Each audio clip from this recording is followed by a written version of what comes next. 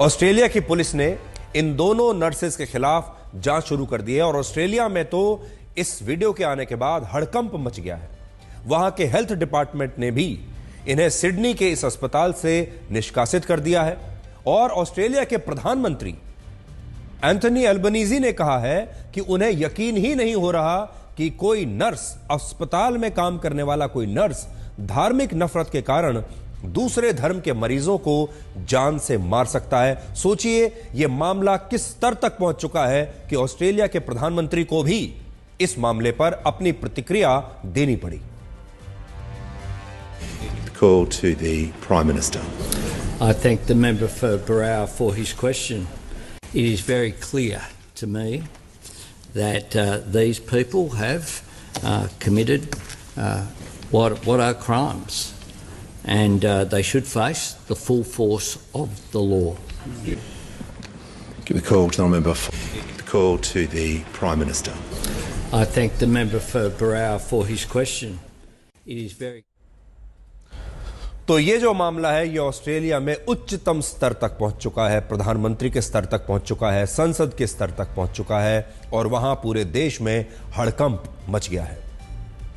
7 अक्टूबर 2023 के आतंकवादी हमले के बाद इजराइल ने गाजा में फिलिस्तीन में रहने वाले लोगों पर कार्रवाई की थी और इसके खिलाफ दुनिया भर के मुसलमानों ने तब विरोध प्रदर्शन किए थे, जिनमें भारत के मुसलमान भी, आपको याद है, शामिल थे। सब लोग इजराइल से नफरत करने लगे थे, लेकिन किसी ने यह नहीं सोचा था कि इससे धार्मिक कट्टरता इतनी बढ़ जाएगी कि एक अस्पताल में दूसरे धर्म के मरीजों को जान से मार दिया जाएगा। सोचिए, आज जब आप किसी अस्पताल में इलाज कराने के लिए जाते हैं तो क्या आप डॉक्टर और वहां काम करने वाले स्वास्थ्य कर्मचारियों से पहले उनका धर्म पूछते हैं? क्या आप पूछते हैं कि वो किस धार्मिक विचारधारा के हैं?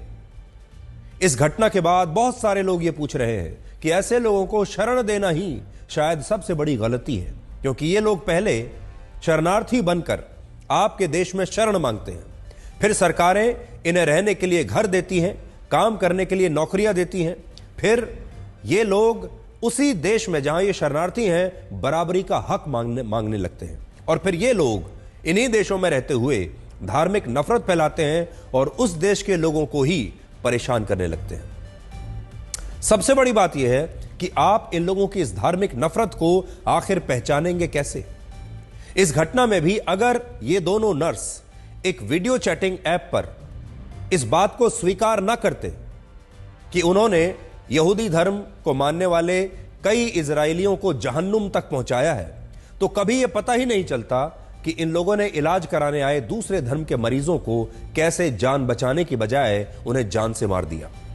और आप भी सोचिए कि आपको कैसे पता चलेगा कि कोई दूसरे धर्म का व्यक्ति आपके साथ क्या कर रहा है। जब आप अस्पताल में जाते हैं, लैब्स में आपके टेस्ट होते हैं, कोई आपका टेस्ट करने के लिए घर पर लोग आते हैं, विभिन्न प्रकार के स्वास्थ्य कर्मियों से आप होकर गुजरते हैं, डॉक्टरों से होकर गुजरते हैं, न जाने कितने टेस्ट आपके होते हैं। और उस दौरान कोई भी अगर आपसे धोखा कर दे सिर्फ इसलिए क्योंकि आप ऐसे धर्म को मानते हैं जिससे वो नफरत करता है, तो क्या होगा? ऑस्ट्रेलिया के लोग तो अब यहां तक कह रहे हैं कि अब वो किसी और धर्म के डॉक्टर और नर्स से इलाज ही नहीं कराएंगे। और सोचिए, अब यही पूरी दुनिया में भी शायद होने लगेगा। और अभी तक जो विश्वास हमेशा रहता था कि लोग अपने काम में हमेशा ईमानदारी बरतेंगे, खास तौर पर जो स्वास्थ्य के पेशे में लोग हैं, जो डॉक्टर्स हैं, जो नर्स हैं, वो तो जब इस पेशे में आते हैं तो वो शपथ लेते हैं कि वो कभी अपने काम के दौरान इस तरह की चीजों को आने नहीं देंगे। लेकिन अब शायद इस प्रोफेशन पर भी लोगों का विश्वास खत्म हो जाएगा ऐसे लोगों की वजह से। आज एक और बड़ा सवाल यह है कि क्या इन शरणार्थियों को नागरिकता नहीं देनी चाहिए? क्योंकि जब इन्हें नागरिकता मिलती है तो ये उस देश के मूल निवासियों के बराबर के अधिकार मांगना शुरू कर देते हैं। आज ही जर्मनी में घटना हुई है जहां अफगानिस्तान के एक शरणार्थी ने 20 लोगों पर जानबूझकर एक गाड़ी चढ़ा दी और अब जर्मनी की सरकार इसे अपने देश से बाहर निकालने की बात कह रही है। वहां सरकार की तरफ से देश के नागरिकों के लिए एक एडवाइजरी जारी की गई है कि उन्हें शाम को कैश लेकर बाहर नहीं जाना चाहिए।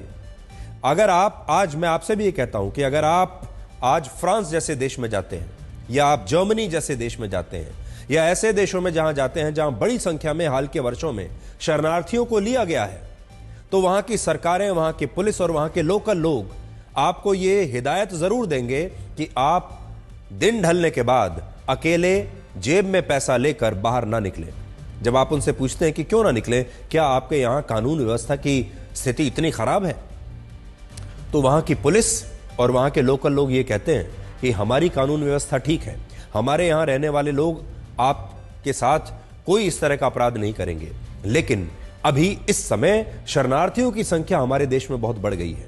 शरणार्थियों के अलग अलग समूह हमारे देश में आ चुके हैं और ये शरणार्थी रात को निकलते हैं सड़कों पर, लोगों के साथ मारपीट करते हैं, उनका पैसा छीन लेते हैं और लोगों की हत्या तक कर सकते हैं। जितने भी देश हैं जिन्होंने भर भर कर पहले शरणार्थियों को लिया, जो ये कहते थे कि वो ह्यूमन राइट्स की रक्षा करेंगे, वो मानवता की रक्षा करेंगे, ये शरणार्थी आखिर जाएं कहां, वो सारे देश आज पछता रहे हैं। उन सारे देशों में इन शरणार्थियों ने इसी तरह की कानून व्यवस्था की समस्याएं पैदा कर दी हैं। और अब ऑस्ट्रेलिया में जो इनमें से 2 नर्स हमने आपको दिखाए, इनमें से एक अफगानिस्तान का शरणार्थी है और आज ये कहते हैं कि यहूदी धर्म के लोगों को तो जिंदा रहने का अधिकार ही नहीं है, और ये दोनों मिलकर अस्पताल में जो यहूदी धर्म के और इजराइल के लोग आते हैं मरीज, उन्हें ये दोनों मिलकर जहन्नुम पहुंचा देते हैं। ये बहुत डरावनी बात है।